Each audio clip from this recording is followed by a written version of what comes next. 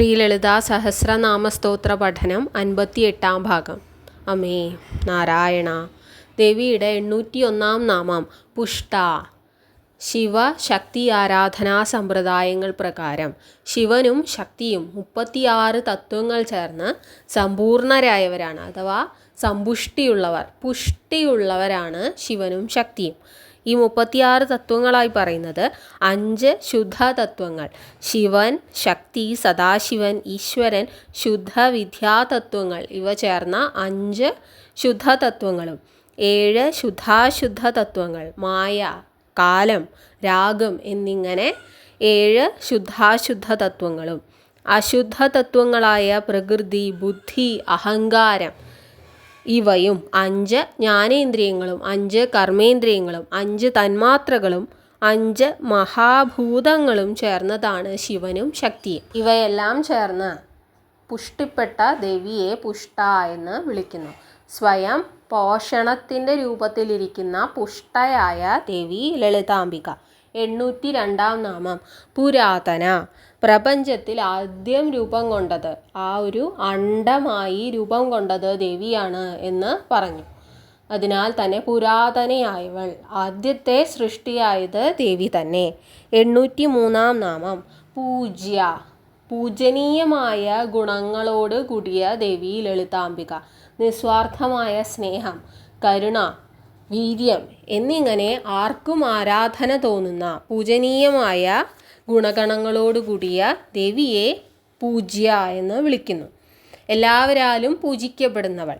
804 നാമം പുഷ്കര. പുഷ്കര സരോവരം. രാജസ്ഥാനിലെ പുഷ്കർ എന്ന നഗരത്തിലാണ് പുഷ്കര സരോവരമുള്ളത്. പുഷ്കര സരോവരം രൂപപ്പെട്ടത് തന്നെ സതിയുടെ മരണശേഷം സതിയുടെ ജഡം കണ്ട് പരമശിവന്റെ കണ്ണുകളിൽ നിന്ന് ഒഴുകിയ അശ്രുധാരയായി പ്രവഹിച്ചുവെന്നും ആ അശ്രുധാരയാണ് പുഷ്കര സരോവരമായി രൂപപ്പെട്ടത് എന്നുമാണ് കഥ. ദേവി പുഷ്ടി നൽകുന്നവളാണ് എന്നു പറഞ്ഞു.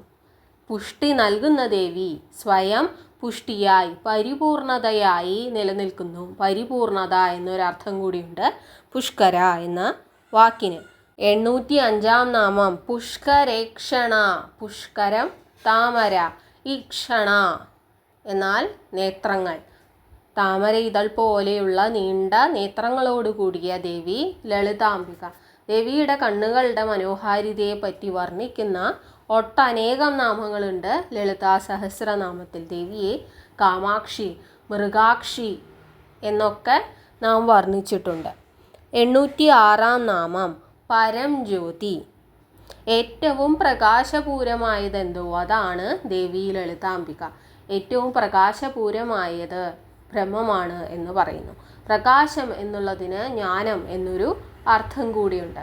ഇപ്പോൾ ടാഗോറിൻ്റെ ഗീതാഞ്ജലി എടുത്തു കഴിഞ്ഞാൽ അദ്ദേഹം ഈശ്വരനെ വെളിച്ചമായി സങ്കല്പിച്ചുകൊണ്ട്, പരമമായ ജ്ഞാനമായി സങ്കല്പിച്ചുകൊണ്ട് ഒട്ടനേകം കവിതകൾ ഗീതാഞ്ജലിയിൽ ഉൾക്കൊള്ളിച്ചിട്ടുണ്ട്.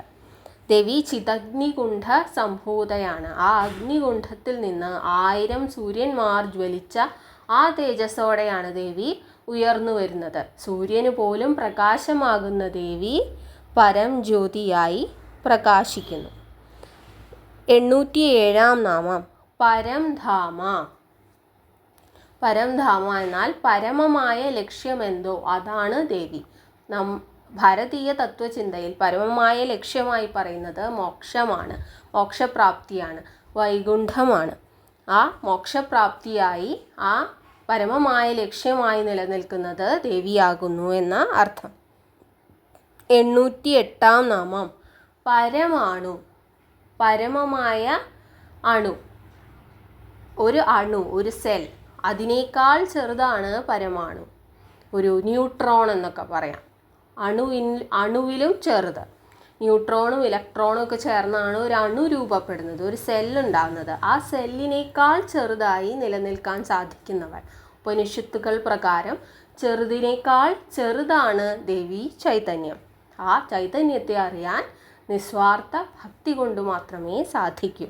ഇനി ഇതിന് നേരെ വിപരീതമായി ദേവിയെ അടുത്തതായി പറയുന്നത് 809 നാമം പരാത്പര. വലുതിനേക്കാൾ വലുതായ, ആകാശത്തോളം. ദേവിയെ പലപ്പോഴും, ബ്രഹ്മത്തെ പലപ്പോഴും ആകാശത്തോട് ഉപമിക്കുന്നുണ്ട്. നമ്മുടെ പരിമിതമായ അറിവ് വെച്ച് ഏറ്റവും വിശാലമായി നിൽക്കുന്ന ഒന്ന് ആകാശവും രണ്ട് സമുദ്രവുമാണ്. ഇത് രണ്ടുമായി ദേവിയെ ഉപമിക്കുന്നുണ്ട്. മഹിതോ മഹിയാൻ എന്ന് ഉപനിഷദ് വാക്യം. ആ പ്രകാരം പരാത്പരമായ ഏറ്റവും വിശാലമായി കിടക്കുന്ന ദേവിയെ മനസ്സിലാക്കാൻ എന്തു വേണം? മനസ്സ് അതിനേക്കാൾ വിശാലമാക്കണം. 810 നാമം പാശഹസ്ത. തുടക്കത്തിൽ തന്നെ ലളിതാ സഹസ്രനാമ ആരംഭത്തിൽ തന്നെ ദേവി കൈകളിൽ ഏന്തിയിരിക്കുന്ന കാര്യങ്ങൾ എന്തൊക്കെയാണ് എന്ന് നാം പറഞ്ഞിരുന്നു. ഒരു കൈയിൽ പാശം, മറ്റൊരു കൈയിൽ അങ്കുശം, പിന്നെ പുഷ്പബാണങ്ങൾ, പിന്നെ കരിമ്പ്. ഇതൊക്കെയാണ് ദേവിയുടെ കയ്യിലുള്ളത്. അപ്പോൾ പാശഹസ്തയായിരിക്കുന്ന, കൈകളിൽ പാശം പിടിച്ചിട്ടുള്ള ദേവി ലളിതാംബിക. പിന്നെ ഒരു കഥ പറഞ്ഞത് ജീവാത്മാവിനെയും പരമാത്മാവിനെയും കൂട്ടിയിണക്കുന്ന പാശമായി, ആ ഒരു കയറായി, രണ്ടിനെയും യോജിപ്പിച്ച് നിർത്തുന്ന പാശമായി പ്രവർത്തിക്കുന്നത് ദേവിയാണ് എന്ന ഒരു കഥ പറഞ്ഞിരുന്നു. അപ്രകാരവും പാശഹസ്തയായി വർത്തിക്കുന്ന ദേവി ലളിതാംബിക. അപ്പോൾ നമ്മളിന്ന് നോക്കിയത് 801 മുതൽ 810 വരെയുള്ള നാമങ്ങളാണ്.